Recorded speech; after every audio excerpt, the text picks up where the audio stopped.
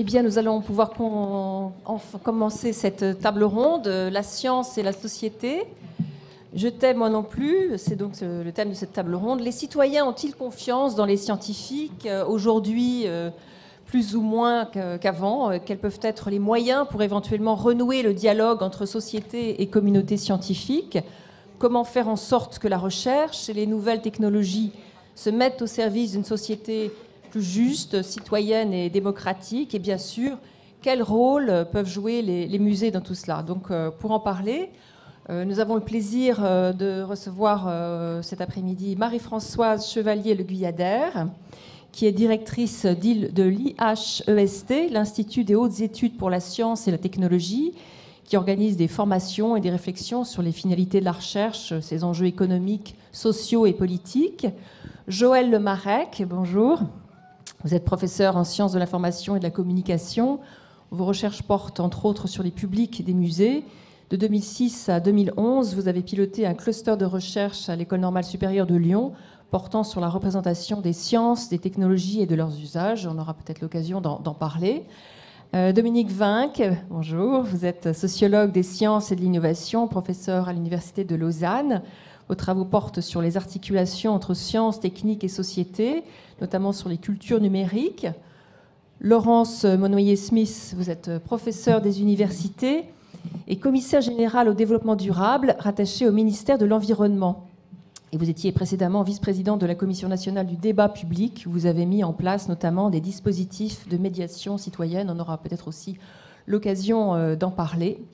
Alors pour commencer ce débat, j'ai eu l'occasion de regarder une enquête qui a été publiée cette année, qui a été réalisée cette année pour le magazine La Recherche et pour Le Monde, une enquête Ipsos Sopra Steria, qui révèle que 2 Français sur 3 sont intéressés par la science. 65% affirment leur confiance dans la science en général, mais expriment aussi le souhait d'être davantage consultés sur les débats et les enjeux de la recherche aujourd'hui. Et ils expriment également des doutes sur la transparence et l'impartialité des scientifiques. Donc ce sont des données peut-être qui peuvent nous intéresser pour cette table ronde. Et il y a des domaines où la confiance est encore forte, mais donne des signes un peu de faiblesse, se dégrade un peu. Ce sont le réchauffement climatique, les nanotechnologies, le nucléaire, les OGM, le clonage, les cellules souches. Donc à ces sujets d'inquiétude, justifiés ou non, on pourrait rajouter depuis des années d'autres événements qui ont pu nous troubler dans notre confiance en la science, en désordre, Tchernobyl, Fukushima, les scandales sanitaires, les perturbateurs endocriniens, la pilule, et j'en passe, bien sûr. Alors pour commencer, Marie-Françoise Chevalier-Le Guyadère, que vous inspirent les résultats de cette enquête? Peut-être, c'est un point de départ, c'est pas pour faire penser que les sondages, on sait ce que valent les sondages aujourd'hui, mais disons que c'est une enquête qui peut peut-être nous donner quelques indications sur justement cette confiance, ce chiffre assez étonnant de 65%, qui est un beau chiffre, il me semble, et en même temps des signes peut-être de défiance. Qu'est-ce que cela vous inspire? Cette enquête, il y a d'autres enquêtes, bien évidemment, en Europe en particulier, qu'on a tous suivis, les Eurobaromètres, qui montraient de tels résultats déjà.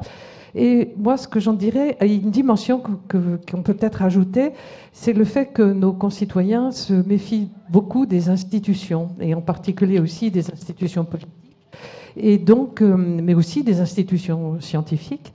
Et donc, il faut tout ce qui est institutionnel, tout ce qui est discours d'autorité, et quelque part, alors perçu de façon ambiguë. Et je dirais, il ne s'agit pas à ce moment-là de défiance, mais de méfiance. Et ça, c'est une valeur positive. C'est-à-dire que je vais faire l'éloge de la confiance, bien sûr, mais aussi l'éloge de la méfiance. Se méfier de quelque chose, c'est tout simplement le regarder avec un esprit critique, ce dont nous avons parlé dans la table ronde précédente. Et donc, on voit bien que quand discours d'autorité, institution, ça nous ramène au statut, non pas du statut de la science en tant que telle dans la société, dans les sociétés européennes et ailleurs, en Chine, c'est la même chose, mais aussi à la définition des politiques qui accompagnent la science. Parce que quand on rentre dans les institutions, on rentre aussi dans la sphère politique, c'est-à-dire de la décision. Et donc, à travers l'activité que je mène de formation de dirigeants qui viennent chaque année se former ou réapprendre, ou qui s'ouvrent pour recomprendre l'articulation qui se joue entre les sciences et les sociétés. Donc on voit bien que ces élites, quelque part, qui sont très critiquées aujourd'hui, actuellement, qui sont des experts, finalement, doivent aussi, et c'est amusant la discussion antérieure tout à l'heure avec Olivier Houdet sur l'inhibition, doivent réapprendre à inhiber leur expertise quelque part pour, à travers des processus j'allais presque dire, d'écoute entre eux, de décentrement, de compréhension mutuelle, apprendre à entendre l'expertise de l'autre et à se mettre dans une position que d'aucuns qualifient parfois de métacognition, mais je n'aime pas ce terme. Et ceci parce que les choses sont devenues extrêmement complexes.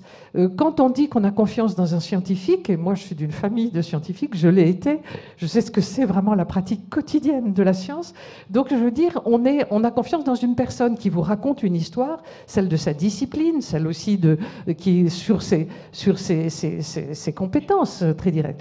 Quand on rentre, et je prends par exemple l'objet du climat, que peut-être notre ami pourra reprendre, quand on rentre dans des objets sociotechniques complexes, le climat, je vous rappelle qu'au départ, le climat, c'est un lieu géographique, c'est l'espace où se développe une espèce, c'est donc un concept de nature géographique. Bon, et bien sûr, on a rapproché la zone au climat qui se faisait au-dessus, ça c'est la notion du XVIIe siècle, même d'avant, je ne sais pas que je dirais des bêtises en voulant la dater.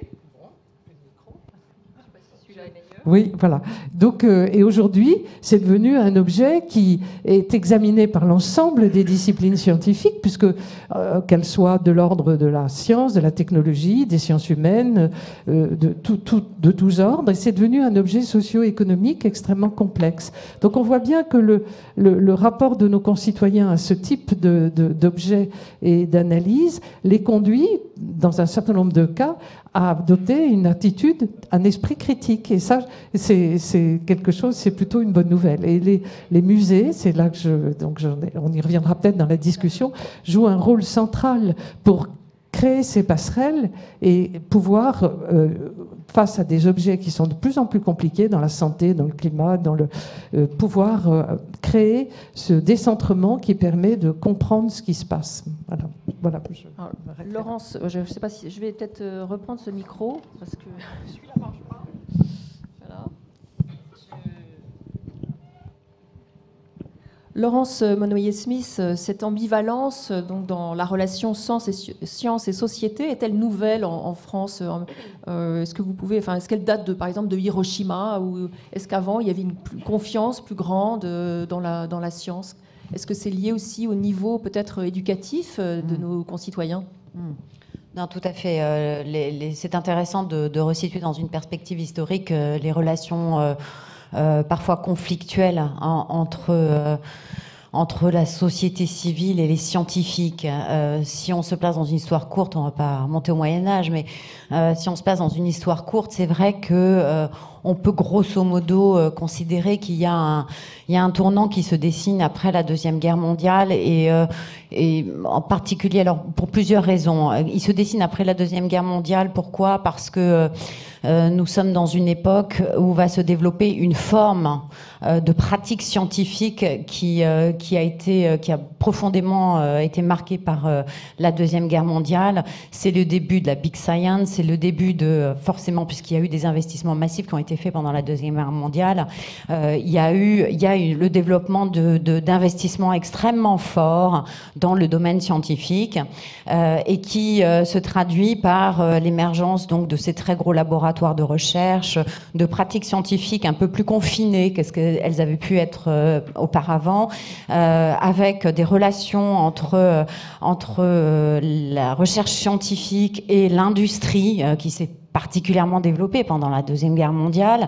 Et donc, si on fait le corollaire entre l'évolution des formes de cette science, la montée en compétences des citoyens par le développement d'éducation de masse qui commence à porter ses fruits, c'est-à-dire qu'on a des populations qui sont de plus en plus éduquées, et puis parallèlement à ça encore un autre courant de fond qui se dessine, qui est de la critique sociale que Madame décrivait tout à l'heure, je vais aller Guyader décrivait tout à l'heure, montée en puissance de la critique sociale, en particulier après la guerre froide, et donc ça va se dessiner dans les années, entre les années 50 et culminer pour aller vite en 1968, donc montée en puissance de la critique sociale par rapport à l'opérationnalisation de ces découvertes scientifiques, donc dans le domaine du nucléaire en particulier. On a une conjonction de facteurs qui font que il y a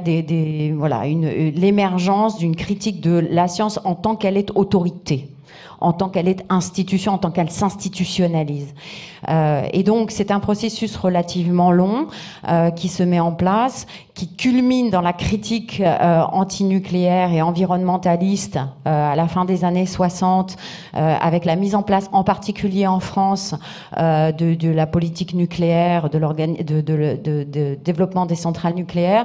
Et on voit, et ensuite qui se développera et qui se déclinera, on va dire, dans les différents domaines de la science, sont le nucléaire, les OGM, et puis ensuite plus tard les nanotechnologies. Et ça, donc ça se décline ensuite dans d'autres domaines, ça se diffuse, qui est une critique de la forme de la science, du confinement de la science, des relations un petit peu incestueuses qui sont parfois dénoncées entre les scientifiques et l'industrie, et aussi avec la montée des revendications de participation citoyenne aux prises de décision, parce qu'il y a un approfondissement des règles de la démocratie, une ouverture des règles des pratiques participatives.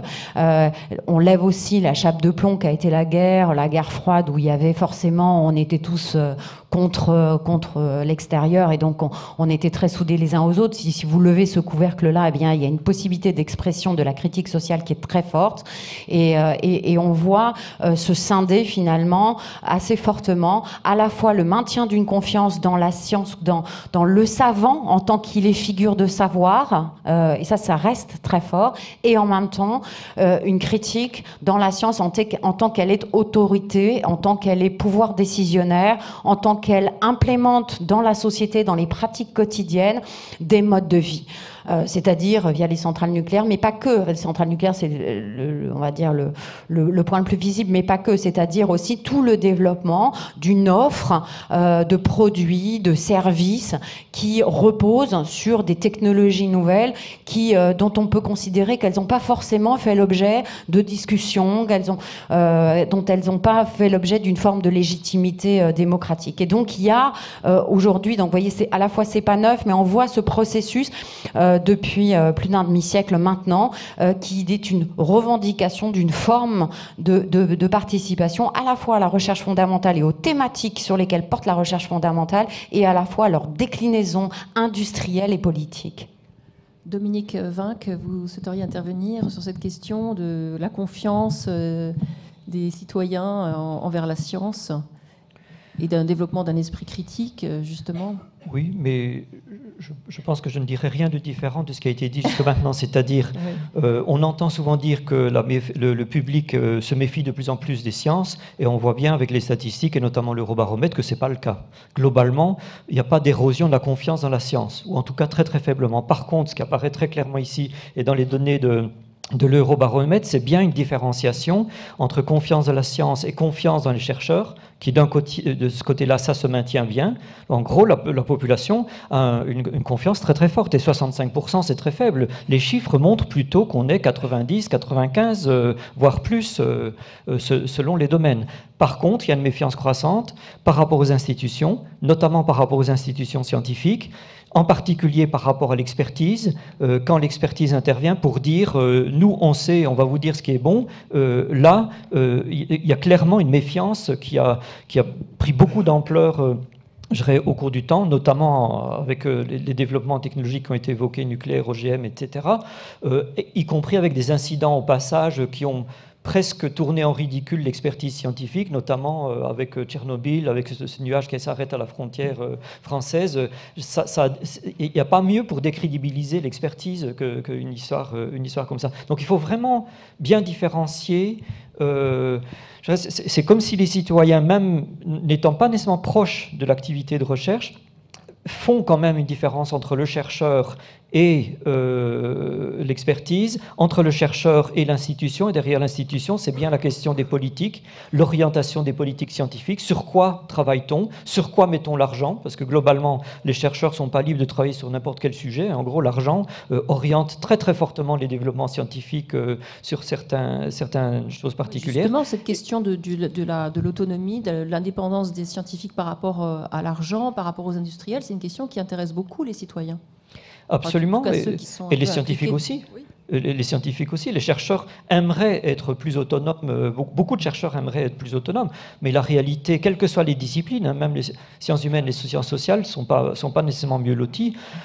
L'existence et la survie des disciplines scientifiques ou des domaines de recherche dépend de l'existence de flux financiers ou d'un marché de l'emploi. Éventuellement, un marché de l'emploi, si je pense à des disciplines qui ont perdu beaucoup de leur influence, comme philologie, latin, grec, etc., à partir du moment où il n'y a plus beaucoup de curés, il n'y a plus beaucoup d'enseignements à faire en sciences de religion, il n'y a plus besoin de former beaucoup d'enseignants dans ces domaines-là, et du coup, ça devient des départements académiques qui disparaissent. Donc on voit bien que même dans ce genre de domaine, ça dépend du marché, là en l'occurrence du marché de l'emploi.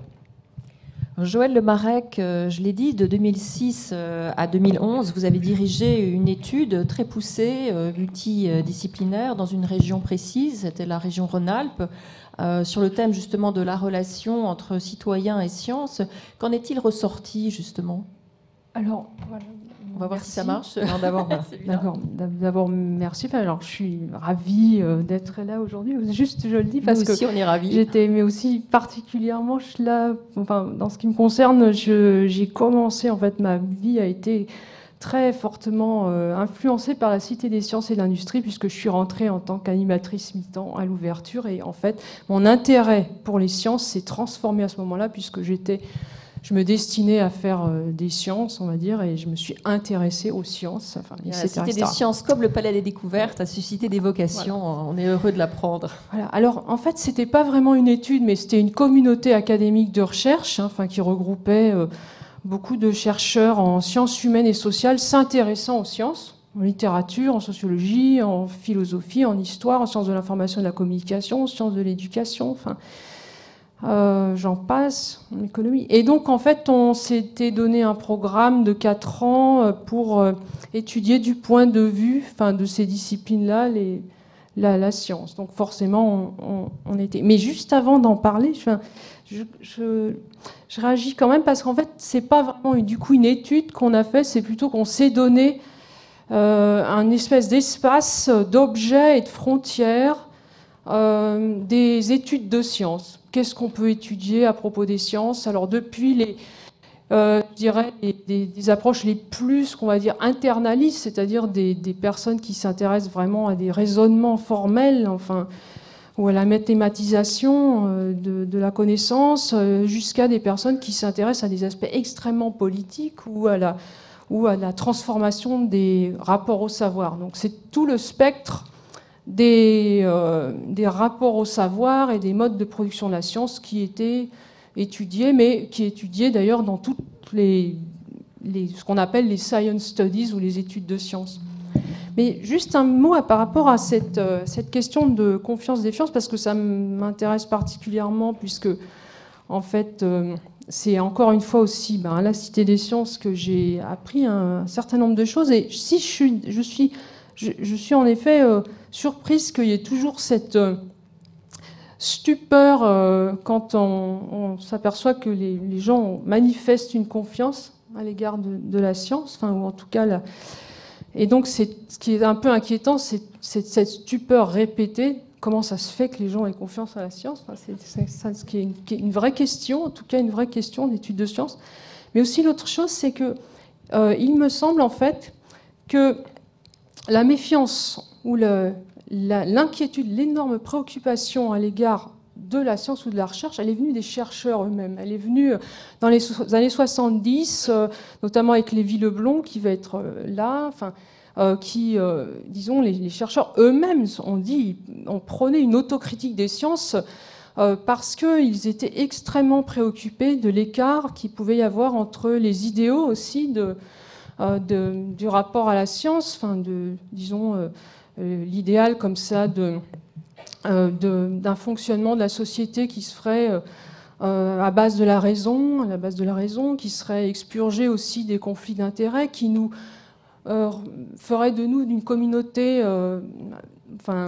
mue par des principes d'égalité face au monde, etc., etc. Et puis finalement, avec la structuration, par exemple, de tout le milieu des physiciens pour construire une bombe atomique, ou bien, tout ce que l'on a vu. Ce sont les chercheurs eux-mêmes. C'est le nucléaire qui a été le déclencheur de ça ? Toute une série de choses, mais en tout cas, ce sont des chercheurs dans les années 70, comme le mathématicien Alexandre Grothendieck, qui a quitté les mathématiques pour fonder une revue d'écologie politique, Survivre et Vivre. Il y a une jeune chercheuse, Céline Plessis, qui a fait sa thèse là-dessus. Ou bien Jean-Marc Lévy-Leblond, qui a refusé un prix de l'Académie des sciences de Lyon, tout jeune physicien très très brillant, pour prôner une autocritique des sciences. Donc c'est venu de là, et c'est encore le cas parce qu'en 2009, lors d'un colloque du CNRS Sciences en mutation, Sciences et sociétés en mutation, Daniel Bois, sociologue des sciences, avait livré les résultats d'une recherche où on voyait que les chercheurs réagissaient absolument comme l'ensemble de la population à propos de questions gravissimes comme effectivement les choix énergétiques, l'érosion de la biodiversité, le réchauffement climatique, à propos des OGM, il y a aussi une dissociation complète entre je dirais un point de vue scientifique et puis une position politique sur les monopoles sur l'OGM, on entend tout et n'importe quoi. On a du mal à se faire une opinion. Pas du tout et n'importe quoi, parce qu'en l'occurrence, de la part des chercheurs, ils pouvaient très bien travailler là-dessus et s'inquiéter très très fort de l'existence de monopoles industriels mondiaux transformant toutes les pratiques agricoles. Donc du coup, on a vu à l'occasion de cette étude de Daniel Bois que les chercheurs du CNRS réagissaient absolument comme le reste de la population, avec les mêmes inquiétudes, les mêmes préoccupations, et que donc finalement, il n'y a pas, je dirais, c'est pas, je dirais, c'est même pas une question d'institution. Et juste un petit mot là-dessus, je pense que donc l'autocritique est venue des chercheurs, mais par contre, je pense qu'il y a, ce que j'ai vu à la Cité des Sciences, grâce aux enquêtes notamment, c'est que les institutions, non pas comme justement des structures de pouvoir, un peu comme on voit chez Foucault, mais vraiment comme des espaces dont on hérite, qu'on transmet, qui incarnent aussi un bien commun, l'école, l'institution de la santé, la justice, le musée, en fait, sont au contraire, sont des lieux où on se sent relativement en sécurité et où s'exprime à plein la confiance. Bon. Par contre, l'ambivalence, elle est à l'égard, en tout cas, l'institution, je sors d'une enquête aussi sur les musées, les bibliothèques, et c'est des lieux où on peut mettre sa foi un peu dans des principes d'égalité, la possibilité aussi je dirais, de principes qui sont des rapports au savoir émancipateurs, et non pas des rapports au savoir pour produire de l'innovation dans un espace économique compétitif, etc., etc., où tout le monde peut se projeter dans le fait de participer aussi à un rapport au savoir émancipateur, dans des conditions où les individus sont égaux a priori, bref, tout ça pour dire que ce que j'ai vu dans le public, pas que de la Cité des Sciences, mais après partout, et tout le temps, c'est-à-dire qu'il y a des choses qui ont énormément changé depuis 30 ans, et certaines choses pas du tout, c'est justement cette valeur inestimable de l'institution comme un bien commun, et du coup l'institution culturelle ou scientifique comme étant des lieux précieux et fragiles, mais justement, comme ce ne sont pas des lieux où on revendique, ce sont des lieux qui sont menacés par des prises de pouvoir très très fortes sur ces lieux, parce que précisément, la condition du public est une condition assez discrète, on s'en remet. Et par contre, il y a énormément de possibilités de parler au nom du public pour dire le public veut ci, veut ça. Il veut de l'innovation, il veut des visions utilitaristes, etc.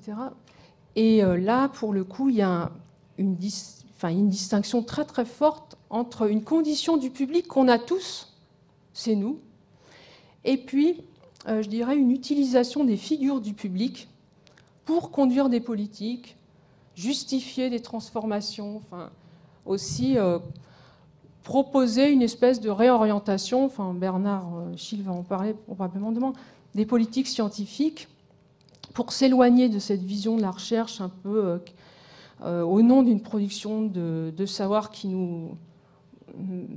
est une médiation générale face au monde pour une production d'innovation qui ont une forte valeur marchande dans un espace économique. Donc vous appelez à ce que qu'on écoute davantage la parole publique et en même temps que les scientifiques peut-être s'investissent eux-mêmes un peu plus dans le débat public et une parole ou une autre chose, je dirais, il a été question de les expertises, l'expert, la figure de l'expert qui apprend peu ou qui écoute peu. Et je pense que du coup, Marie-Françoise Chevalier-Le Guyader, je pense que ce qui est très intéressant dans l'Institut, c'est que c'est un institut qui considère que ce sont les managers aussi et les politiques aussi qui doivent apprendre. On va en parler là. Et que c'est pas une espèce d'instance comme ça. Parce qu'en fait, un des problèmes principaux vient de là. Quand on voit comment notre classe politique, les gouffres d'ignorance, on tolère des déclarations qu'on ne tolérerait pas chez des élèves de terminale, etc. Et en fait, on le tolère et on continue quand même à dire il faudrait que les chercheurs, qu'il y ait plus de vulgarisation, etc. C'est vrai. Mais par contre, ce qui est certain, c'est que pour moi, le gouffre, en tout cas, il y a quelque chose, c'est qu'il y a certainement, c'est Dominique Pestre qui dit que dans les dispositifs délibératifs, en fait, il y a des gens qui changent beaucoup, qui sont susceptibles de changer d'avis ou d'aller vers les autres, d'être très très fortement dans l'écoute. Et il y en a d'autres qui sont dans des positions d'expertise où ils bougent très très peu. Et c'est plutôt là le problème. C'est plutôt dans le rapport au savoir que dans, je dirais, une alphabétisation scientifique. Accrue, c'est plutôt dans un maintien, je dirais, des capacités. Voilà. Et de ce point de vue-là, je pense que les experts ne sont pas forcément dans une démarche de recherche. Marie-Françoise Chevalier-Le Guyader, j'aimerais que vous nous parliez justement de l'IHEST, je vais vous passer mon micro, ce sera mieux, que vous nous expliquiez un petit peu justement en quoi consistent ces formations et quel est justement ça peut être un moyen justement d'améliorer cette relation entre public et science par l'intermédiaire sur des grands acteurs comme des hommes politiques, des industriels, des syndicalistes qui peuvent venir dans ces formations.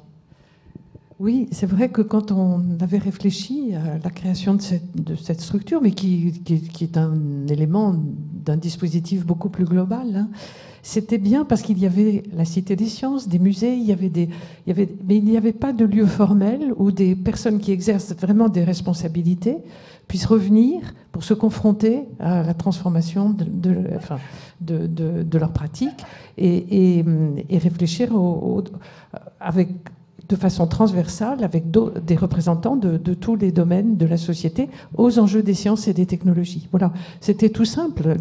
Et effectivement, alors depuis ça a changé un peu parce que ça s'appelle de la formation continue, si je puis dire. Maintenant, les universités aussi investissent dans ces approches-là.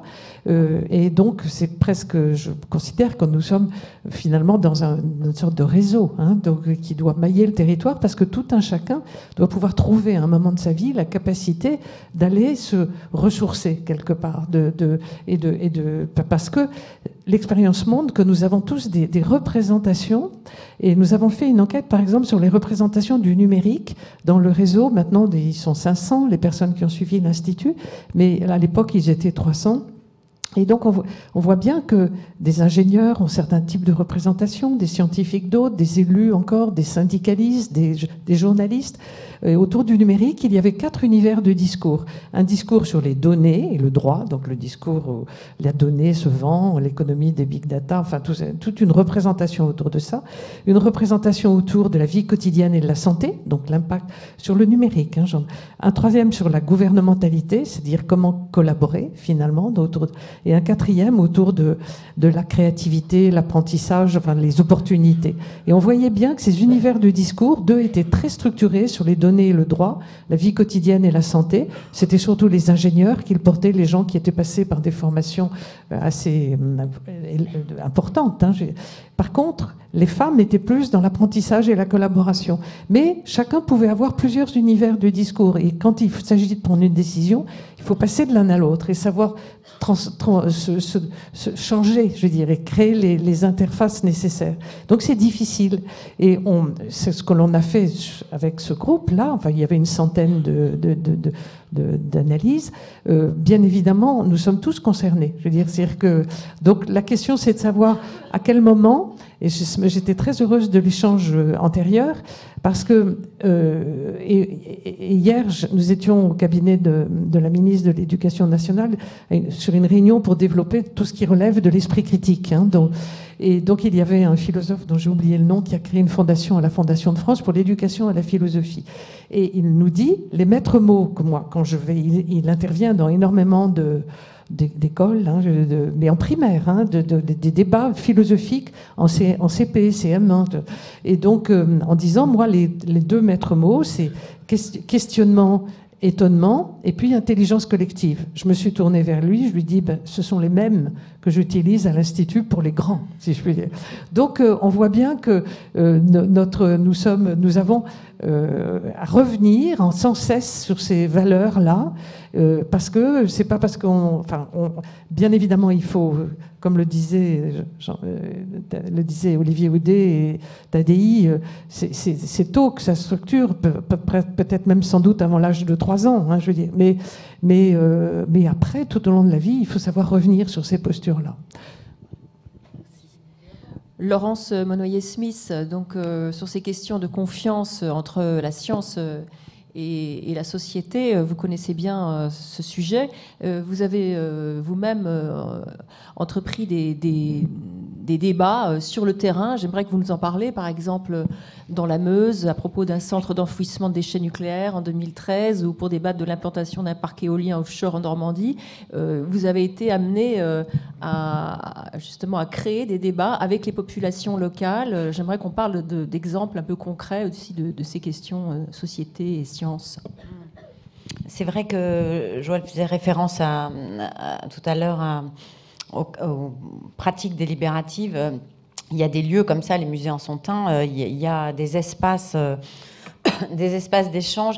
Ils ne sont pas si nombreux que ça, des espaces d'échange direct entre la société civile et les scientifiques et les experts. Je vais les ranger dans 2 catégories différentes. Ils ne sont pas si fréquents que ça, et ceux que l'on peut organiser dans le cadre des débats publics autour des projets d'infrastructure en font partie. Et depuis donc maintenant plus de 20 ans, ils se déploient sur le territoire. Alors soit à grande échelle, c'est le cas des déchets, des grands débats publics sur type l'enfouissement des déchets. Avec le projet de CIGEO, notamment, dont on a beaucoup parlé, ou les éoliennes offshore, ou au niveau local, où il y a des concertations qui sont organisées sur des projets de méthaniseurs, ou peu importe, sur des usines d'incinération, ou plus globalement sur la politique de l'eau, par exemple, dans une collectivité. Ce que l'on constate, c'est de l'évolution de ces relations, il y a au moins 3 choses. La première, c'est que l'on constate constate une très forte appétence à l'ouverture des boîtes noires. C'est-à-dire que c'est vrai, mais ça relève tout à l'heure ce qu'on disait au sujet de l'expertise, de plus en plus de gens qui participent à ces débats publics sont d'abord des gens qui ont une capacité de compréhension importante. Il y a même, alors c'est vrai qu'ils participent à ces débats aussi beaucoup de gens qui sont soit à la retraite, soit dans des moments de vacances entre deux postes, ou etc. Et c'est vrai qu'on les retrouve plus facilement dans les débats que des gens qui sont occupés et qui bossent 15 heures par jour, mais qui sont des gens qui sont parfois extrêmement instruits. Et donc, il y a une demande d'explicitation de la complexité. Et c'est vrai que dans le débat CIGEO, c'était très violent, c'était très dur, c'était un débat de fond où la question qui était posée, c'est doit-on ou non construire ce laboratoire, d'abord laboratoire, mais surtout centre d'enfouissement, et où, au fond, les échanges qu'on a pu avoir, on a été obligé de mettre en place une conférence de citoyens, d'ailleurs, parce qu'on n'a pas pu avoir de débat public, mais ça, c'est une autre question. Où on a finalement posé la seule question qui vaille, qui était au-delà des certitudes scientifiques qui existent plus ou moins. Quel type d'avenir préparons-nous, puisqu'il s'agissait d'enfouir des déchets pour 100 000 ans en couche profonde argileuse. Donc, les gens demandent, expliquez-nous la complexité. On peut comprendre jusqu'à un certain point, il ne s'agit pas de mettre des équations au mur, mais enfin, en tout cas, expliquez-nous dans le détail. Deuxième chose, on veut savoir un état des controverses, c'est-à-dire quels sont les domaines de certitude et quels sont les domaines d'incertitude scientifique. Parce qu'on ne peut pas dire n'importe quoi. Quand même, en débat public, on ne dit pas n'importe quoi. C'est quand même le rôle aussi des organisateurs de débat public. C'est que justement, si quelqu'un vient dire une contre-vérité, il y a un scientifique où on nous dit, voilà, on doit pouvoir entendre ceci est validé par la communauté ou ceci est en état d'incertitude scientifique en l'état actuel des connaissances. Donc ça, c'est la deuxième chose qui est très importante. Et la troisième chose, c'est quel est le périmètre d'action, c'est-à-dire qu'est-ce qui a été décidé, c'est la peine qu'on discute, qu'est-ce qui n'a pas été décidé, et l'inverse, qu'est-ce qui a été décidé, c'est pas la peine qu'on discute, qu'est-ce qui est décidé. Et en fait, c'est cette cumulation de ces trois facteurs qui font qu'un débat peut bien ou mal, vraiment mal se passer. Si on fait semblant d'organiser un débat, si on ferme la connaissance scientifique et si on n'explicite pas le système de contraintes complexes dans lequel on se trouve, eh bien, les participants, les citoyens sont extrêmement fins et mettent le doigt sur les distorsions dans les processus qu'on leur propose. Ils ne veulent plus être pris pour des imbéciles, quoi. Nous ne sommes pas des savants, mais nous ne vous donnons pas carte blanche pour autant. Exactement, c'est pour ça que je passe mon temps à critiquer le terme terrible d'acceptabilité que tous les industriels et décisionnaires politiques utilisent en permanence au moment où il s'agit de discuter précisément de ces questions-là. Donc l'acceptabilité est un terme qu'il faudrait bannir du vocabulaire et parler d'appropriation, parler de choix territorial, parler d'orientation scientifique et technique quand c'est de ça dont il s'agit, mais arrêter de parler d'acceptabilité qui est dans un modèle extrêmement finalement autoritaire, patriarcal, de savoir descendant, qui correspond plus du tout ni au modèle éducatif, ni au modèle de l'esprit critique dans lequel on élève nos enfants. Dominique Vinck. Oui, moi je voudrais compléter ce qui a été dit en portant l'attention sur ce qui se passe à l'intérieur des communautés scientifiques et des laboratoires, parce que soit on suppose que les chercheurs réfléchissent pas beaucoup à tout ça. On a mentionné qu'il y a des individus, je pense Jean-Marc Lévy-Leblond et puis d'autres, depuis le mouvement Pau-Gouache autour de la Deuxième Guerre mondiale, et puis la conférence d'Asile-Omar avec le génie génétique, beaucoup de grosses questions ont été mises sur la table par les chercheurs eux-mêmes. Et c'est assez normal parce que c'est eux qui sont au plus près du fait de fabriquer ou d'inventer des pistes, d'ouvrir de nouvelles pistes, à propos desquelles on se pose peut-être beaucoup de questions. Ils sont en première ligne pour se poser des questions. Le problème, c'est qu'il faut qu'ils aient aussi les conditions qui leur permettent de se poser les questions, individuellement et collectivement. Qu'est-ce que vous voulez dire, les moyens ? Je veux dire, ne fût-ce que des lieux, du temps réservé, que l'institution reconnaisse que c'est légitime, qu'ils discutent aussi entre eux de ces questions. Il ne faut pas prendre la parole aussi, de temps en temps, s'imposer ? Mais ce n'est pas évident pour des scientifiques d'aller, je dirais, dans l'arène publique, comme s'ils étaient face aux fauves. Ils n'ont pas appris à communiquer dans le sens parler à sens unique. En plus, on leur dit, mais écoute, communiquer, c'est pas ça. Communiquer, c'est d'abord apprendre à écouter. Puis ils savent pas trop ce que c'est apprendre à écouter le public. Donc, il y a un apprentissage à faire. Mais déjà, s'ils pouvaient, si c'était reconnu comme légitime le fait de discuter entre eux de ce genre de grandes questions, ce serait intéressant. Moi, comme sociologue des sciences, ça m'arrive souvent de faire de l'ethnographie dans des laboratoires de recherche, c'est-à-dire vivre et accompagner des chercheurs dans les laboratoires. Et je vois que régulièrement, dans les réunions de laboratoire qu'ils ont pour discuter des thématiques, l'avancement du travail, des choses comme ça, y compris des questions de stratégie de laboratoire, avec quels partenaires, sur quel sujet on s'engage ou pas, de temps en temps surgissent des grandes questions, des questions d'orientation politique, etc. Et parfois, le débat commence à se faire, et puis, soit le chef de labo rappelle qu'il y a un ordre du jour, qu'il y a d'autres choses à faire, ou bien il constate qu'ils sont un peu démunis pour discuter de ces questions-là, et puis ils s'arrêtent d'en parler parce qu'ils ne savent plus comment aller plus loin. Mais on voit bien que si on pouvait favoriser des discussions à l'intérieur, je ne dis pas seulement la communauté scientifique en général, mais des lieux comme les laboratoires, probablement ça mettrait les chercheurs en meilleure disposition pour écouter, dialoguer avec d'autres, s'engager dans des échanges plus partenariaux avec différents acteurs de la société. C'est un peu ce que vous faites, Marie-Françoise Chevalier-Guyader, dans votre à l'IHEST. Vous devez voir des moments assez étonnants de rencontres entre justement des scientifiques et des gens de la société civile. Ça doit être assez...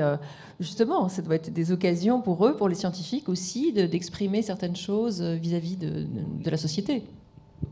Oui, mais comment vous dire, c'est un petit peu comme dans les débats publics, on est dans une arène plurielle, il y a des syndicalistes, des journalistes, des chercheurs, des responsables d'institutions, voilà, et c'est vrai que les discussions sont animées, il y a beaucoup de temps de débat entre ceux qui y participent.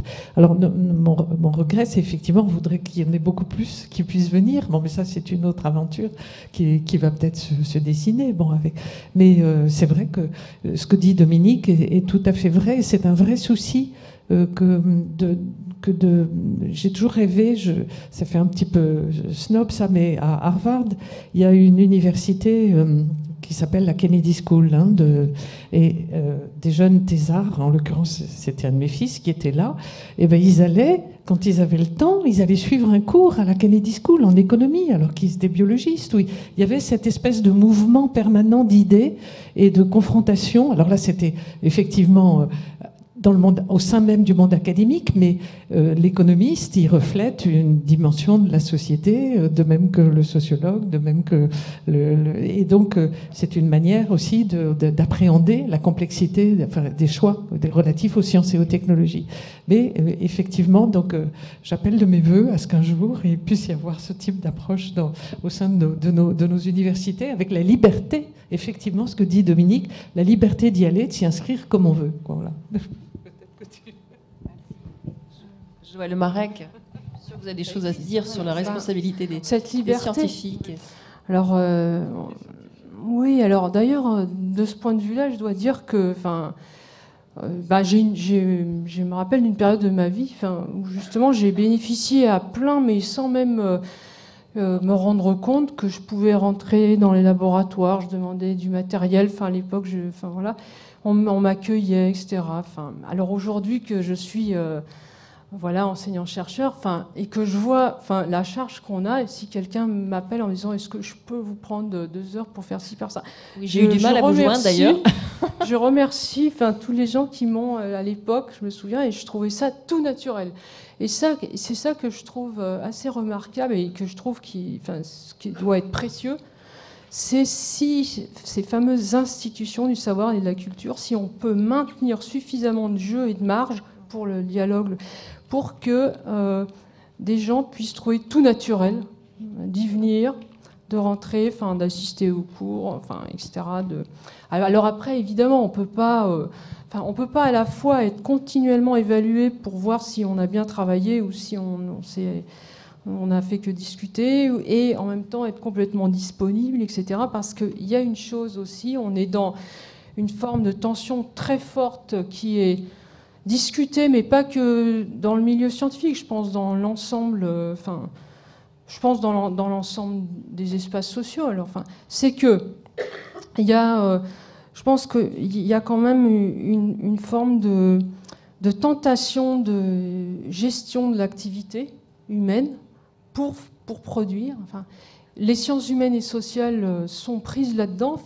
Pendant tout un temps, on a pensé que les sciences appliquées, c'était fabriquer des choses, fabriquer des objets avec les recherches en biologie ou en physique, etc. Mais les sciences humaines et sociales fabriquent aussi des tas de procédures, elles fabriquent des modèles, elles fabriquent... Donc en fait, tout ça intéresse énormément un monde économique.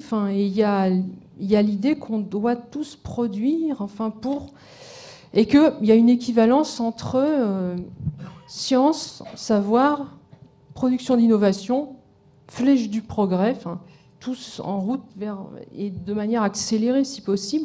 Et donc on sent très très bien que ces pratiques-là, elles contreviennent à la nécessité absolue d'énormément se questionner et qui sont en fait des valeurs de base de la science qui sont quand même des principes de publicité, des principes de débat critique, etc., qui ne sont pas destinés à nécessairement déboucher comme ça sur une production, mais on sent qu'il y a un management de l'activité pour nous tous, pas que pour... en fait, qui est qu'on doit rendre compte par des productions qui, si possible, ont une valeur. Et là-dessus, les marges se réduisent, voilà.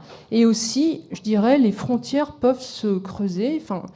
L'idée, par exemple, juste en 30 secondes, l'idée que les comptes qu'aurait à rendre les chercheurs à la société, ce serait parce qu'il y a des impôts qui sont investis dans la recherche et qu'il y aurait une espèce d'actionnariat comme ça de la population, etc. On voit bien que ça, c'est beaucoup moins intéressant que d'être ouvert, et que d'être dans des formes de partage, et que ça ne soit pas dans une espèce de compte-rendu de ce qui a été fait, mais plutôt dans une disponibilité. Voilà, la population. Bon, en ce qui concerne on peut parler effectivement d'un plus grand esprit critique peut-être à l'égard des sciences et à bon droit d'ailleurs justement puisqu'il y a une augmentation du niveau éducatif, voilà. Mais on peut voir aussi des exemples pervers de cette relative défiance des citoyens à l'égard des sciences. Par exemple, vous me le signaliez quand nous avons eu une conversation précédemment, Marie-Françoise Chevalier-Le Guyadère, l'émergence dans la société d'idéologies qui remettent en cause les découvertes de la science. Olivier Houdet en parlait tout à l'heure dans la précédente table ronde, par exemple le retour en force du créationnisme d'inspiration religieuse. Il y a des professeurs dans les collèges, dans les lycées qui sont face à des élèves qui disent « moi je n'y crois pas, je ne crois pas en Darwin », etc. Donc là aussi, là on est dans un cas un peu extrême. C'est quoi? C'est le développement de l'information par Internet, une certaine désinformation et que faire justement par rapport à ça? Qui veut répondre?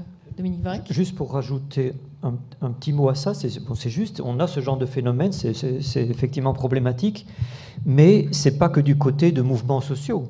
C'est des grands groupes industriels qui font exactement pareil. Industrie pétrolière, industrie du tabac font exactement le même genre de discours, créer pratiquement des fausses controverses pour mettre en cause des savoirs établis quand les savoirs établis mettent en cause leurs intérêts. Donc c'est effectivement problématique.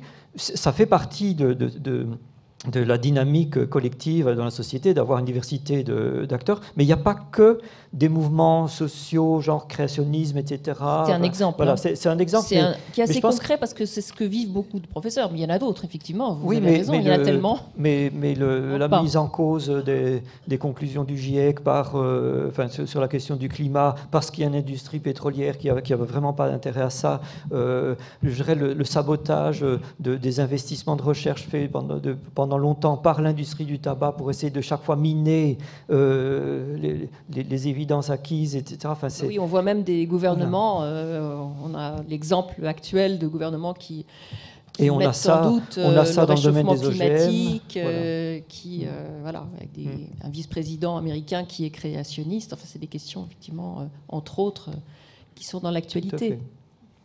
Donc, comment agir justement pour retrouver cette confiance, et une confiance qui soit basée sur l'esprit critique entre la science et la société? Est-ce que l'école, les médias jouent leur rôle? Est-ce qu'on peut aider les professeurs? Est-ce que le musée aussi peut jouer un rôle dans tout cela? Laurence Moinoyer-Smith? Oui, il y a une place en fait pour tout le monde, en tout cas pour tous ces types d'acteurs. On a eu des débats dans la communauté scientifique il n'y a pas tellement longtemps. C'est vrai qu'on a facilement certains auteurs qui commencent à taper sur l'utilisation d'Internet, sur la mauvaise action que peuvent avoir les médias, sur la diminution du nombre de journalistes scientifiques, ce qui est une vérité tout à fait avérée. Le journalisme d'investigation qui coûte cher. Voilà, enfin bon, à des formes spécialisées, à la mise à d'autres types d'horaires ou la disparition pure et simple d'un certain nombre d'émissions scientifiques. Voilà. Donc on a. France Inter, il y en a beaucoup. Voilà. Non, mais là, je sais, j'ai une adepte de France Inter. Quand on les écoute ces émissions en début d'après-midi, voilà, par exemple. Et le dimanche après-midi. Voilà. Mais il y en a. Alors, elles évoluent dans leur contenu. C'est-à-dire que moi, je n'ai pas fait d'études récentes. Peut-être Joël a débit là-dessus. Il y a des arènes nouvelles qui s'inventent. Par exemple, fustiger les réseaux sociaux comme étant des propagateurs de théories du complot, c'est une chose. S'émerveiller de la multiplication des chaînes scientifiques sur YouTube qui sont à disposition de n'importe quel collégien et lycéen en est une autre. C'est extraordinaire ce que l'on peut trouver en termes de contenu scientifique sur Internet, sur n'importe quelle question que vous vous posez. Vous avez des vidéos pédagogiques d'une extrême qualité. Et maintenant, d'ailleurs, tous les jeunes qui font des prépas, je dis ça d'autant plus que mon fils est en prépa, donc il m'informe régulièrement en m'amenant l'ordinateur sur la table en me disant « Tiens, t'as pas vu ce truc, c'est extraordinaire ».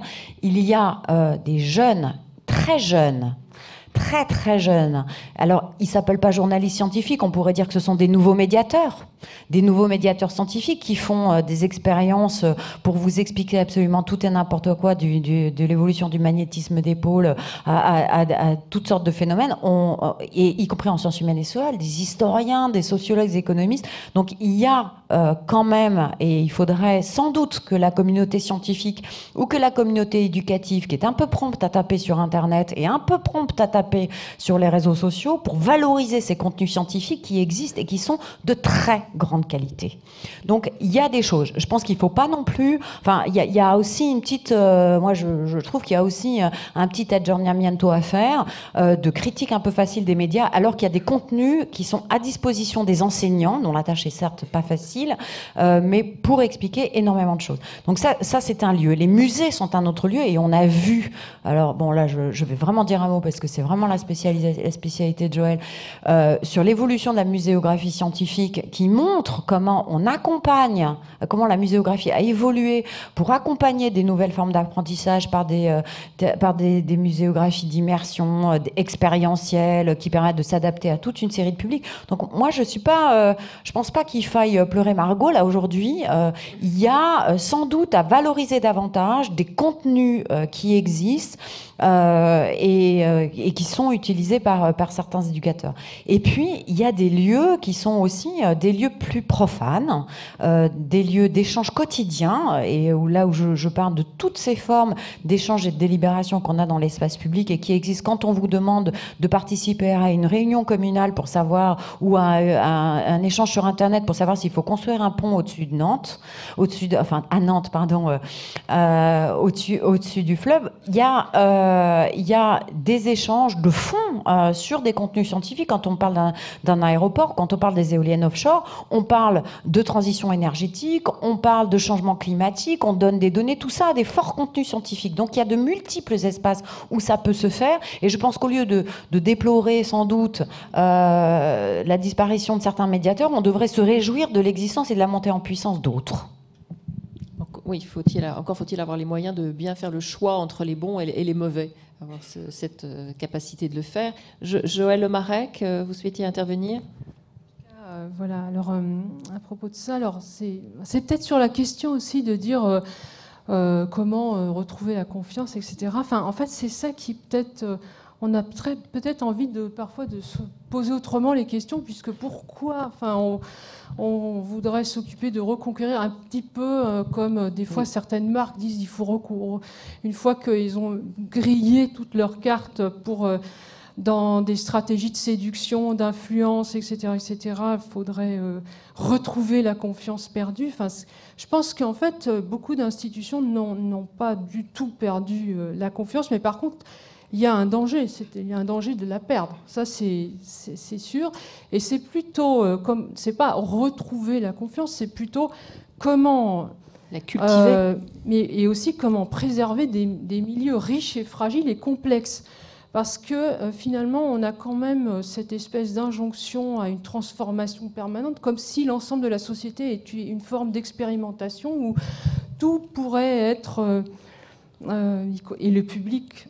Enfin, là-dedans joue un rôle d'alibi très important, mais où tout devrait être transformé rapidement. Mais il faut faire attention parce qu'il y a beaucoup de milieux précieux, fragiles, qui fonctionnent assez bien et qui peuvent être, par contre, des milieux où se développent vraiment, par exemple, des rapports à une société plus complexe, enfin, plus interculturelle, par exemple. Enfin, beaucoup de ces jeunes youtubeurs, par exemple, ils viennent aussi d'une précarisation croissante de l'enseignement supérieur où plein de docteurs se retrouvent sans poste et du coup ils s'investissent énormément là-dedans. Donc en fait, ils sont aux franges de l'institution, ils manifestent un amour vraiment d'autrui, des savoirs, etc. Ils jouent le jeu. Et en fait, donc il y a une vitalité de ces milieux, des milieux sociaux.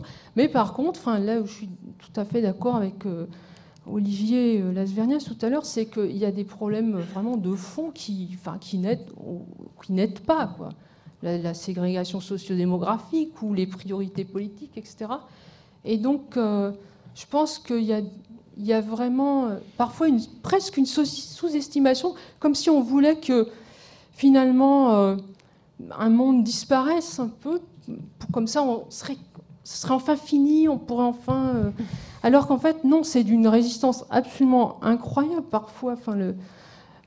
Et par contre, il y a, je pense, à se mettre un peu à plutôt une plus grande ouverture, pas forcément dans la direction justement d'une transformation, parce qu'avant c'était moins bien et demain ce sera mieux, mais plutôt comment on peut élargir la conception de relations pluriculturelles et aussi des rapports à la nature, ce qui pourrait être un peu modifié, puisque on voit très bien qu'on est dans une crise extrêmement forte de nos rapports à la nature. Dans les sciences humaines et sociales et aux frontières des sciences de l'environnement et de l'anthropologie, il y a des reformulations des rapports nature-culture qui peuvent aussi être mises au bénéfice de ce qu'on peut partager dans les institutions, dans la science et dans la recherche, et qui, je dirais, du coup, le problème n'est plus comment restaurer la confiance, mais le problème est, disons, d'avoir effectivement des perspectives, des perspectives socio-politiques, pour investir beaucoup plus pleinement nos espaces communs. Est-ce que le musée, justement, j'aimerais qu'on parle des musées, est-ce que les musées peuvent justement avoir un rôle dans tout cela ? Vous voulez intervenir ? Oui, parce qu'il me semble que les centres de sciences, les musées ont une place particulièrement aiguë, étonnante dans ces processus-là. On est focalisé sur ces mots de confiance, de méfiance, mais c'est par les faits qu'elles se gagnent. Et en sciences, donc du coup, ce sont des lieux, et vous l'avez dit déjà plus ou moins, mais où on peut, le public, moi-même, participer à l'expérimentation elle-même, c'est-à-dire que mettre les mains dans les faits scientifiques, hein, et pas rester extérieur. Et c'est pour ça que tout ce qui se passe actuellement aussi avec ici à la Cité, mais dans les régions, je pense à Bordeaux, Grenoble, enfin, Nantes, bon bref, autour de revenir à la démarche des sciences, mais à travers des formes modernes, si je peux dire, des Fab Labs, des Living Labs, est absolument essentiel, parce que ce ne sont pas les institutions scientifiques qui le feront. Ça n'est pas non plus des entreprises, même si à la marge ça se fait. Et donc elles ont un rôle absolument central, et pour faire revenir le public aussi à d'autres facettes de la démarche scientifique, comme celle non seulement de l'expérimentation, mais de l'évaluation, de la controverse, etc. Ça peut sembler un peu traditionnel de dire ça, mais c'est bien de le répéter. On pourrait avoir l'impression qu'aujourd'hui, où tout est accessible par les réseaux, tu évoquais effectivement les audiovisuels extraordinaires, hein, qui sont sur dans ces cas-là, on est passif. Dans le musée, on devient actif et acteur. Et ça, je trouve que c'est vrai. Et c'est pour ça qu'il faut absolument... comment dire, je suis une fervente défenseur de tout ce qui se joue et donc bien évidemment ici au Palais et à la Cité. Voilà, mais peut-être y aura-t-il d'autres... Dominique Vinck, vous souhaitiez intervenir sur cette question des musées pas ou les médias parce peut-être que je ne suis pas du tout spécialiste sur la question des musées, mais c'est vrai que les musées, pendant longtemps, ont joué un rôle de transmission de la connaissance toute faite. Et ça donne une très mauvaise idée de ce qu'est la science et de ce qu'est la recherche. Le public, enfin bon, ça donne. Vous voulez donner une image plus humaine peut-être du scientifique qui travaille avec ses doutes, avec ses questions. Effectivement, plus humaine et puis plus proche de l'activité de recherche. Et l'activité de recherche, c'est se poser des questions, essayer de construire et poser une bonne question. Ça prend du temps d'arriver à formuler une bonne question. Après, d'imaginer quel dispositif mettre en œuvre pour apporter des éléments de réponse à la question qu'on se pose. Enfin, dans le passé, les musées, c'était pas ça que les musées transmettaient. Et là, je pense qu'il y a certainement une dynamique de réinvention du musée aujourd'hui, ne fût-ce que par rapport à ça. Laurence, oui, moi je suis très émerveillée de voir, dans les 10 dernières années, l'évolution de la réflexivité des musées sur leur propre rôle dans la société. On l'a pu voir, les CCSTI ont fait des efforts absolument considérables, à la fois dans le choix des sujets et en même temps dans leur possibilité d'intervention hors les murs, puisqu'on sait très bien la difficulté. On sait bien qui c'est qui vient dans les musées, ce sont les publics qui en ont le moins besoin. Je mets à part les visites scolaires, ce genre de trucs. On sait très bien, on sait très bien qu'il y a une difficulté pour certains publics de rentrer dans les musées. Or, c'est principalement ceci dont on peut penser qu'ils en tiraient quand même un certain bénéfice. Or, il y a eu une très grosse réflexion des CSTI qui ont monté des catalogues d'expositions qui vont se balader dans les lycées et en choisissant des sujets qui permettent de faire des entrées intéressantes pour les enfants. C'est-à-dire qu'on ne vient pas leur faire un exposé sur, je ne sais pas moi, qu'est-ce que les puces RFID. Encore ça pourrait être intéressant, mais pour leur expliquer le fonctionnement, je ne sais pas, le fonctionnement de la puce, les ondes, etc. Et puis toutes les problématiques de sciences du vivant qui se posent avec ça. Ils arrivent en disant, on fait une exposition sur la police scientifique et comment ça fonctionne. Et grâce à la police scientifique, on fait de la chimie, on fait de la physique, on fait de la biologie. C'est hyper intéressant et les jeunes rentrent comme ça dans ces sujets-là. Moi, les catalogues des CCSI sont vraiment merveilleux aujourd'hui. On voit aussi dans l'évolution, dans les travaux personnels, dans les TP, je sais plus, qu'on fait en seconde là, dans les TPE. Voilà, dans les TPE, on voit bien aussi qu'on a une façon d'entrer dans les sujets qui s'appuie aussi sur ces aides externes qui existent. Cette année, mon fils en seconde, il travaille sur le chocolat. C'est intéressant. Comment est-ce qu'on aborde toutes les disciplines scientifiques à travers le chocolat, et finalement un sujet qui paraissait totalement rébarbatif, finalement il fait un truc sur la mousse au chocolat et sur l'air. Il m'a expliqué à table l'autre jour pourquoi est-ce que quand il y avait un peu de jaune d'œuf dans le blanc, ça montait pas.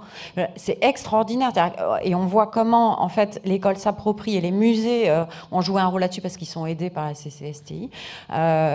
Comment ils se sont projetés dans des problématiques aussi qui sont beaucoup plus proches du terrain. Donc il y a comme ça, je trouve, un mouvement qui est quand même rassurant au cœur des problématiques sociétales, qui montre qu'il y a un vrai questionnement qui a été réalisé ces dernières années, même si évidemment il y a encore du progrès à faire, même si je cache pas du tout ça.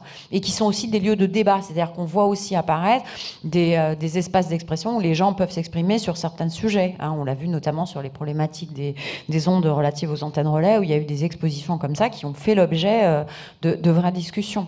Donc ce mouvement, il n'est pas... Enfin voilà, on peut pas être dans le désespoir. Il y a un vrai travail qui a été fait. C'est peut-être aussi dans les petites structures au niveau local, près des gens, que ce genre de choses peut se mener. Oui, mais pas seulement. Ici, au Palais des Découvertes, ici à la Cité des Sciences, les thématiques des expositions. Alors parfois on pourrait discuter. Il y a des fois, on pourrait se demander si effectivement il n'y a pas une dérive extrêmement vers le divertissement. Hein. C'est toujours pareil, où est-ce qu'on trace la frontière? Les planétariums qui nous passent des films complètement débiles, ou le rapport à la science, on le cherche encore parce qu'il y a une exigence de rentabilité de l'investissement qui a été fait par la collectivité locale. Enfin, on la connaît, cette problématique, et sans doute que la ligne de crête est parfois une ligne de crête. Joël Lemarec. Voilà, alors après, oui, effectivement, je suis d'accord avec le fait que les musées, enfin, il y a vraiment, il y a une forte réflexion.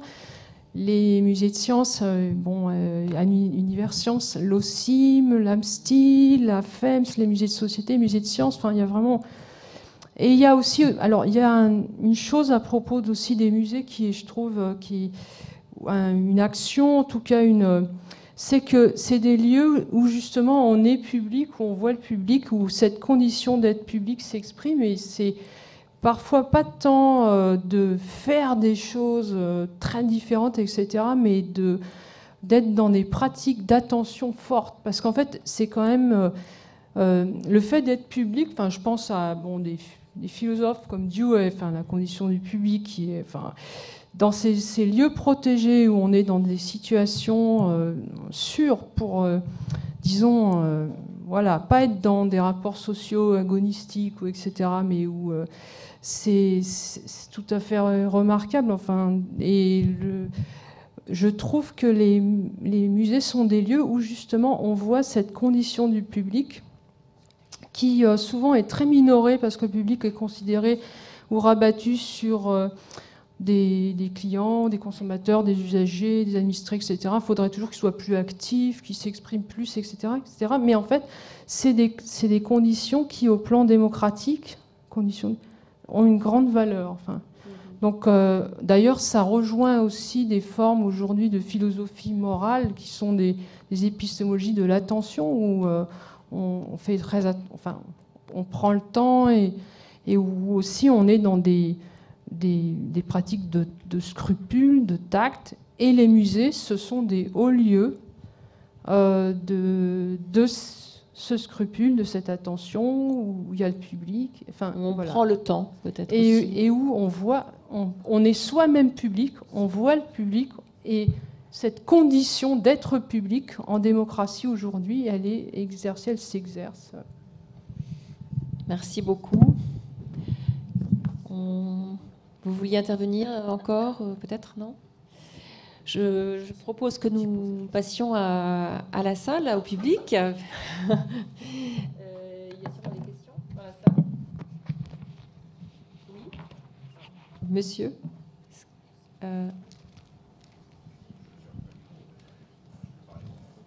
Monsieur Guyon, ancien directeur du Palais de la Découverte. Bonjour. Je ne me suis pas trouvé tout à fait en phase avec l'intervention de Dominique Vink. Il ne s'agit pas de présenter des savoirs figés, des savoirs faits. Il s'agit, il me semble, et je pense au Palais de la Découverte, d'aider les gens à se faire une boîte à outils. La boîte à outils, c'est un peu un certain nombre de savoirs, mais c'est aussi des méthodes. C'est pas directement tel ou tel outil qui est utile. Quand on m'a dit un jour, moi, je suis physicien, je connais rien à la biologie, que le taux de tel cancer avait augmenté depuis 20 ans de 15% par an, j'ai immédiatement dit à la personne, c'est idiot. Je ne connais rien, évidemment. Bon, donc il suffit de multiplier 1,15 V à la puissance 20. Je dis ça comme ça, mais on pourrait le dire autrement, pour s'apercevoir qu'effectivement, tout le monde serait mort de ce malheureux cancer. Et il s'agit donc pour moi, non pas de présenter des savoirs morts. Michel Hulin, qui m'avait précédé au Palais, disait, moi je vais présenter des savoirs d'il y a un siècle.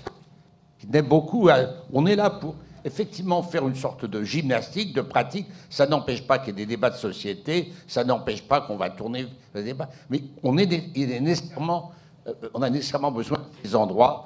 Tous les enseignants, quels qu'ils soient, n'ont pas nécessairement la qualification ou le matériel pour faire découvrir des choses. On vous fait, à l'heure actuelle, voir votre ADN directement en plaçant une petite lampe. C'est pas qu'on a besoin de connaître son ADN, mais on a besoin de savoir, quand on en reparlera, de savoir de quoi on parle. Et je crois qu'on est là, nous, responsables de musée, pour aider. Alors, ce n'est pas nécessairement des connaissances d'il y a 15 jours ou des débats de société. Donc, je ne remets pas du tout en cause ce que vous avez dit en général, mais je voudrais justifier le fait qu'on a besoin de ces savoirs, d'aider les gens à se forger une boîte à outils. J'ai eu la chance de travailler 60 ans avec Pierre-Gilles de Gênes, donc j'ai été le premier élève. Ce que j'ai trouvé assez remarquable, c'est quand il rencontrait les enfants, c'était vraiment 2-3 petits outils robustes qu'il utilisait pour aider eux-mêmes à aller vers une réponse plausible. Évidemment, pas connaître la vérité, mais en tout cas supporter effectivement le bon sens, et un bon sens qui a besoin de ces sciences techniques, qui a besoin de l'observation, qui a besoin de l'expérimentation. André Bergeron, qui est assise. Si vous pouvez vous lever pour poser la question, s'il vous plaît. Vous étiez intervenu ce matin pour parler du Palais de la Découverte. Pour les Bonjour. Non, je voulais juste revenir sur quelque chose qui est présent là maintenant dans cette table ronde et qui était présent avant, c'est la question du temps. D'ailleurs, Joëlle l'a soulevé de manière explicite en racontant comment, il y a quelques années, elle pouvait rentrer dans un laboratoire et comment elle trouve ça difficile maintenant qu'elle est... C'était un peu ambigu ton intervention. C'est à la fois maintenant que je suis enseignant-chercheur, je me demande comment ils avaient le temps, mais aussi un constat quand même plus ou moins sous-jacent du fait que le temps diminue. On avait la même question un petit peu du point de vue de tout ce qui était éducatif, quand il s'agissait par exemple de répondre aux difficultés de chaque enfant. La question est aussi celle du temps quand on a 35. Il marche par intermittence, oui. Donc la question, c'est aussi celle-là. Et aussi par rapport à ces essais dont vous vous êtes chargé, notamment à l'OPEX, etc., il faut avoir le temps de monter un débat, de faire toute cette procédure avant que des produits soient diffusés. Donc je pense que dans cette question qu'on vous donne à cette table ronde, la question du temps est une question primordiale. Et je voulais rappeler là-dessus qu'il y a un livre qui est sorti récemment qui s'appelle L'accélération d'Helmut Rosa. Le temps ne semble pas caractériser notre époque.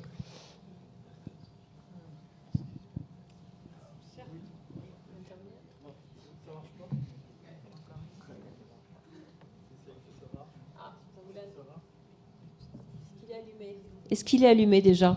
Oui, ça va. Oui, vous avez parlé de la confiance des Français en avançant un chiffre sur la science.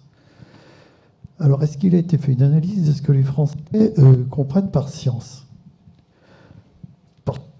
Bon, entre les mathématiques et puis les sciences humaines, je veux dire, c'est un univers. Est-ce que les gens comprennent connaissance? Est-ce qu'ils comprennent savoir? Il y a une espèce de...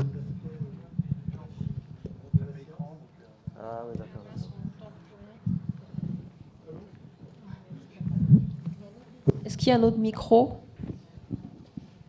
Ici, oui. Le mien? Comme ça. Est-ce que...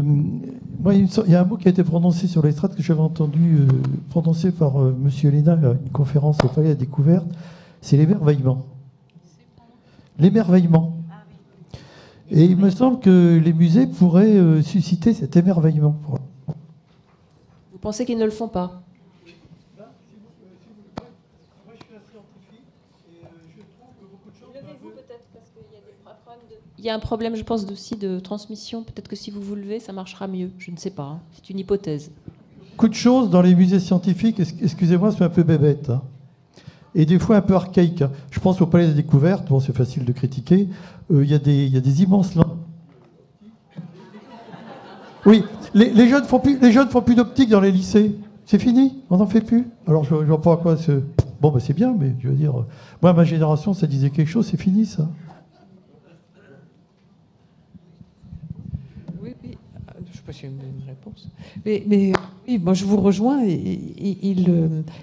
Dans un récent sondage que l'OCDE, dont le représentant de l'OCDE a fait part récemment, mais que je n'ai pas lu, qui se passe aux Pays-Bas, une grande partie de la population demande de développer sa connaissance de la science pour la connaissance, pour l'émerveillement, voilà. Donc c'est assez intéressant parce que et moi je trouve que c'est fondamental parce qu'on se rend compte aujourd'hui que la dimension innovation, d'application, etc.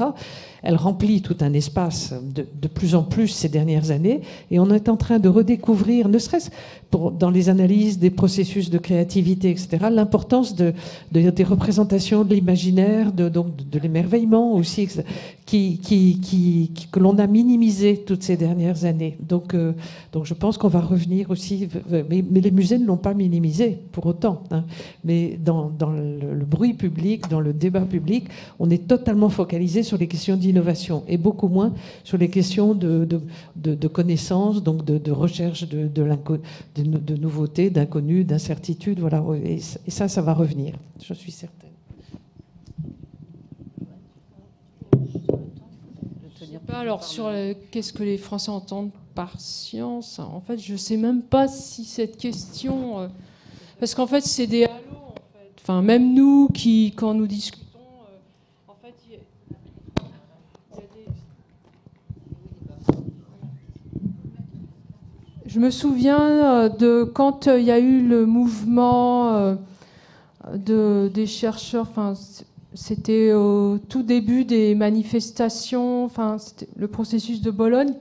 Je me souviens que bon, les chercheurs étaient dans la rue, il y avait eu un sondage, on voyait que la population française, là aussi, un sondage, soutenait à 80% le mouvement. Et je me souviens que dans un séminaire, on avait dit, mais qu'est-ce qu'ils soutiennent exactement ? Enfin, est-ce que... et quelqu'un avait dit, enfin, un chercheur honorable, enfin... Quand on voit que quand ils vont à la pharmacie, ils demandent des pilules homéopathiques ou quoi, enfin, qu'est-ce qu'ils savent qui soutiennent. Et il y avait une sorte d'envie comme ça, je sais pas, enfin, en tout cas, un doute sur justement à quoi correspondait un chiffre, parce que voilà. Et en fait, je dirais c'est pas très grave, hein, parce que je pense que il y a justement un halo de choses sous la science, un halo de choses contradictoires, mais après, par le biais de recherches qui sont menées de façon beaucoup plus précise, hein, enfin justement, dont une partie dans les musées, mais d'autres parties sur le public de la vulgarisation scientifique, ou bien sur aussi justement des consultations aussi. On a des situations où à ce moment-là, on voit ce qui est mis derrière la science, enfin, qui correspond à une palette quand même de choses, dont des rapports au savoir, des rapports à l'innovation, etc., avec cette dimension quand même de bien commun, qui est récurrente, enfin, tout le temps.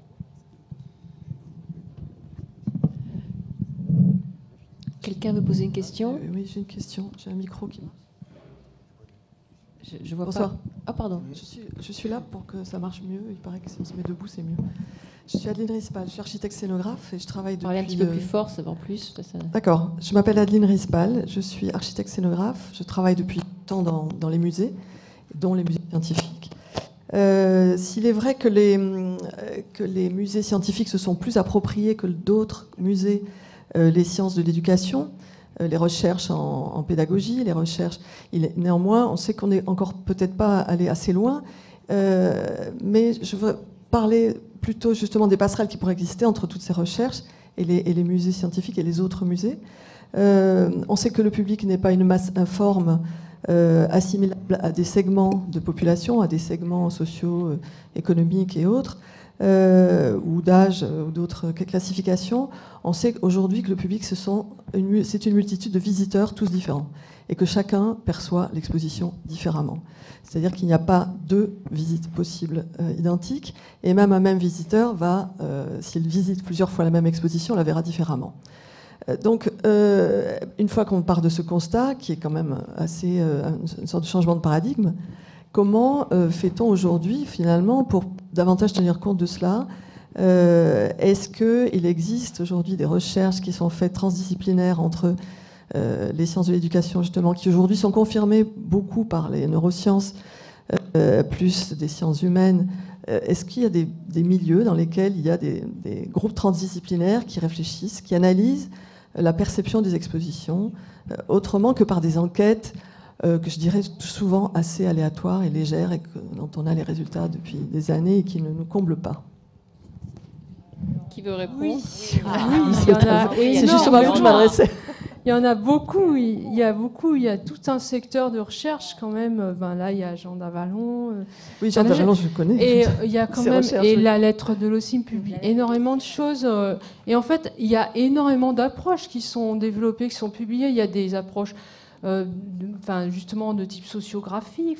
Jacqueline aussi, Edelman qui est là. Il y a des approches en psycho, il y a des approches par des linguistes, des sociolinguistes, il y a des approches qui relèvent plus justement de la cognition. D'ailleurs, il y a eu un numéro dans Culture et Musée sur 10 ou 20 ans de recherche sur les pratiques de visite et les publics, où on voit le spectre quand même des travaux qui sont importants, D'accord. Ça fait 30 ans que je lis, madame, excusez-moi, ça fait 30 ans que je lis tout cela, je connais toutes ces personnes-là, je connais même beaucoup personnellement. Donc je parlais de recherches actuelles qui croisent les disciplines et qui soient vraiment, qui abordent la question de l'analyse de public de manière plus scientifique, de la réception des expositions de manière... ils sont tous des scientifiques, c'est pas ce que je veux dire, de manière plus transdisciplinaire sur un même module de recherche, sur une même recherche, voilà. Comment, finalement, les gens perçoivent l'exposition. Pour moi, la partie de la médiation est très importante, c'est la médiation sensible, puisque c'est celle qui met en jeu l'architecture, la scénographie, qui n'est pas commentée, qui est une forme très importante de médiation. On sait aujourd'hui que le corps humain perçoit énormément de choses à travers l'exposition dans sa pratique de l'espace, dans sa pratique de qualité de l'espace, du parcours, etc. Et comment ça s'articule avec la médiation commentée, qui elle est de l'ordre effectivement de la médiation, ce qu'on appelle la médiation culturelle, et comment s'articulent les deux. Et ça, je ne connais pas de recherche qui travaille spécifiquement là-dessus. C'est de ça que je parle, sinon les autres, je les connais bien tous, ils se marrent. Excusez-moi. Non, mais il y en a, à mon avis, forcément, il faut peut-être chercher un petit peu, mais il y en a forcément. Moi, ça fait un petit moment que j'ai pas lu depuis 3-4 ans ce genre de travaux, mais je me rappelle très très bien avoir lu des études comparatives d'analyse de parcours de musées au cours des articles de Florence Bélan qui avaient été faites sur la différenciation des publics en fonction. C'est vraiment une analyse longitudinale sur une seule exposition et qui comparait les modes de perception du public en fonction de leur biographie, en fonction de leur approche de l'exposition, justement en fonction de ce que vous disiez, plus tactile, plus visuel. À mon avis, mais là, je suis peut-être pas up to the date là, sur cette question-là, mais ça doit... Ou alors, s'il n'y en a pas, je vous explique, vous allez rencontrer Joël. Oui, c'est ce que je comptais faire, justement. Et puis vous demandez des sous, et puis vous essayez de monter un programme de recherche. Le ministère de l'Environnement ne finance pas ce type de travail, sauf si vous dites que vous allez travailler sur des questions environnementales, auquel cas on pourrait en discuter. Voilà, je voulais juste... C'est exactement la conclusion à laquelle j'arrivais. Donc je vous remercie de m'ouvrir la porte, même si ce n'est pas vous qui financez. Merci. Voilà, est-ce qu'il y a d'autres questions? Oui. Je voulais rebondir parce que sur la question de l'émerveillement depuis tout à l'heure, enfin qui a été posée juste avant celle-ci, moi je suis étonnée que vous disiez ça parce que moi qui fréquente assidûment les musées avec mes enfants, je n'ai pas du tout la même vision de l'absence de l'absence de positionnement des expositions en termes d'émerveillement. Je trouve qu'on est, alors pas tout le monde etc., mais je ne vois pas en quoi ça aurait disparu cette approche en termes d'émerveillement par rapport à la connaissance elle-même, y compris sur des trucs ultra pointus. Pas plus tard qu'il y a 15 jours, je suis allée en Angleterre avec mes enfants visiter une exposition extraordinaire que je vous recommande. Enfin, c'est pas une exposition, d'ailleurs, c'est un musée à Bletchley Park c'est un musée du codage et de l'algorithmique. Oui, et qui en fait repose autour de la machine de Turing, hein, donc c'est quand même un sujet un peu pointu. Et bien avec 3 enfants pas très grands, un musée extraordinaire qui repose complètement sur l'émerveillement de la mécanique du codage et du cryptage. C'est quand même pointu. Hein. Et bien ils ont fait un truc absolument extraordinaire. Et c'est voilà, juste il y a 15 jours, c'est un musée qui a ouvert en 2014, qui est en train de se déployer, de se développer. Et je vois ça très quotidiennement. Moi, je vois pas sur quel fait très pratique, vous pourriez dire, le musée n'active pas ce ressort chez le visiteur qui est l'émerveillement. Je trouve que c'est un procès un peu dur, quoi. D'autres questions? On va bientôt devoir... Oui, je vais profiter de l'intervention d'Adeline Rispal pour souligner effectivement une question et mettre en avant un point. Il y a une vingtaine d'années, maintenant 25 ans, effectivement, il y avait le programme Recherche en muséologie, hein, dont beaucoup ont pu participer, auquel ont participé, et qui a été un grand moment, je crois, pour le développement de cette muséologie scientifique, en mettant les équipes de différentes disciplines déjà entre elles, et puis aussi en fonction, en relation avec une institution. Et je trouve dommage qu'effectivement, 25 ans après, ce genre de programme, on ne le retrouve plus. Ça a été, je pense, un grand moment. Jacqueline, toi-même, hein, en a bénéficié, hein, je pense. Le CIM a pu publier d'ailleurs à ce moment-là les actes. Hein, c'était dans les années 93, je crois. Et je pense que c'est 93, oui, le 91 Rémus, et puis la publication des actes en 93. Enfin voilà, c'est les 2 tomes. Et je pense que ce genre d'opération a été extrêmement bénéfique. Voilà, toutes les années 90 ont bénéficié, à mon avis, de ces travaux-là. Oui. Juste un point sur l'émerveillement, je crois que ça fait partie des premières choses sur lequel, bien entendu, on travaille. C'est sur l'émerveillement, sur qu'est-ce qui va faire que nos visiteurs vont, à un moment ou à un autre, s'émerveiller et puis, évidemment, progresser dans ce que l'on propose. Mais je voulais parler de Rémus, surtout, parce que je crois que ça a été un des grands moments et qui a permis, d'ailleurs, l'émergence d'un certain nombre de ces chercheurs en relation avec les établissements. On va devoir arrêter cette table ronde. Mais ce n'est pas la fin de la journée, loin de là. Merci infiniment, Dominique Vinck, Joël Lemarec, Laurence Monnoyer-Smith et Marie-Françoise Chevalier-Le Guyadère.